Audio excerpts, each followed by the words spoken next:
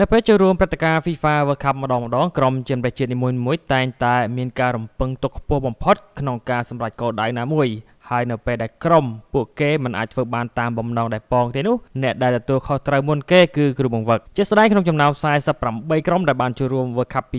2026មានគ្រូបង្វឹកយ៉ាងហោចណាស់10នាក់បានចាក់ចេញពីតំណែងចាប់តាំងពីប្រកួតវាក់ឆាករហូតដល់ថ្ងៃដែលអេស្ប៉ាញលើកពាននៅកីឡដ្ឋាន New York New Jersey ស្របពេលដែលអនាគតគ្រូបង្វឹកមួយចំនួនស្ថិតនៅក្នុងភាពស្រពេចស្រពិល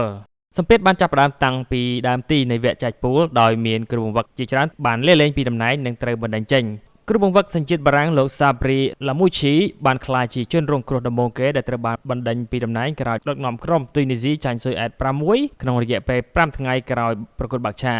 លោក Hervé Renard ដែលចំនួនតំណែងក៏មានវាសនាមិនខុសគ្នាដែរក្រោយក្រុមមកពីទ្វីបអាហ្វ្រិកមួយនេះរងបរាជ័យយ៉ាងធ្ងន់ធ្ងរក្រោមធ្វើជើងជប៉ុននិងហូឡង់លោក Marcelo Bielsa ជាអ្នកបន្តដែលរបបតំណែងក្រោយដឹកនាំក្រុមជម្រើសជាតិអ៊ុយរ៉ុហ្គាយអស់រយៈពេល3ឆ្នាំប៉ុន្តែមិនអាចស្វែងរកជ័យជំនះបានទាល់តែសោះក្នុងវគ្គចែកពូល World Cup គ្រូបង្វឹក Morislav Kubek របស់សាធារណរដ្ឋឆេកបានលាលែងពីតំណែងក្រោយបញ្ចប់ក្នុងបាតតារាងហើយថ្ងៃដដែលនោះលោក Hong Myung-bo របស់កូរ៉េខាងត្បូងក៏លាលែងពីតំណែងក្រោយចាញ់មិចស៊ីកូនិងអាហ្វ្រិកខាងត្បូង 1-0 ដូចគ្នាហើយមិនអាចទទួលបានតំណែងលេខ3ល្អលោក Steve Clarke បានដាក់ពាក្យលាលែងពីតំណែងក្រោយក្រុមជម្រើសជាតិ Scotland បានធ្លាក់ត្រឹមវគ្គចែកពូលក្នុងករណីស្រដៀងទៅនឹងកូរ៉េខាងត្បូងដែររីឯលោក Ronald Koeman បានប្រកាសលាលែងពីតំណែងបន្ទាប់ពីហូឡង់ធ្លាក់ក្រោមទ្វេជើងរបស់ម៉ារ៉ុកដោយការទាត់បាល់ពេណាល់ទីកាត់សេចក្តីក្នុងវគ្គ32ក្រុមគ្រូបង្វឹកជនជាតិអាហ្សង់ទីន Sebastian Bagazese បានប្រកាសចាក់ចេញពីតួនាទីរបស់ខ្លួនក្រោយដឹកនាំក្រុមអេក្វាទ័រចាញ់ម្ចាស់ផ្ទៃមិចស៊ីកូបើទោះបីធ្លាប់ដឹកនាំក្រុមឈ្នះអាល្លឺម៉ង់ក្នុងវគ្គចែកពូលក៏ដោយបន្ទាប់ពីធ្លាក់ពី World Cup ក្នុងវគ្គ32ក្រុមចុងក្រោយក្រោមទ្វេជើងប៉ារ៉ាហ្គាយដោយបាល់11ម៉ែត្រកាត់សេចក្តីសហព័ន្ធបាល់ទាត់អាល្លឺម៉ង់បានសម្រេចបញ្ចប់តួនាទីរបស់លោក Julian Nagelsmann ដែលផ្ដល់ទឹកប្រាក់សំណងជំនួយចិត្ត$7 លានហើយត្រៀមតែងតាំងលោក Jurgen Klopp ជំនួសវិញ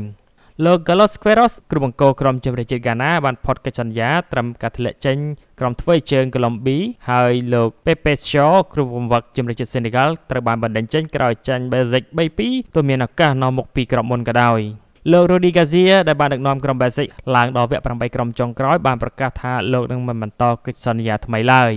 ចំណែកលោក Didier Deschamps គ្រូបង្គោលក្រុមជម្រើសជាតិបារាំងបានចាក់ចេញពីតួនាទីរបស់ខ្លួនដោយអ្វីដែលបានសន្យាក្រោយចប់ព្រឹត្តិការណ៍ World Cup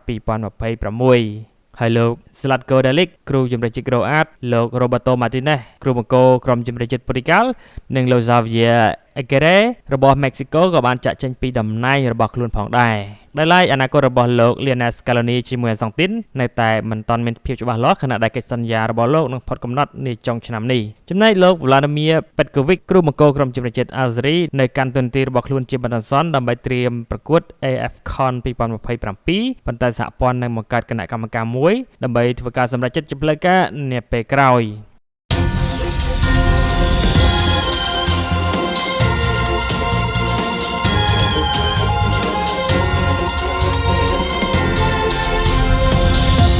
AMS Sport ដើម្បីកីឡា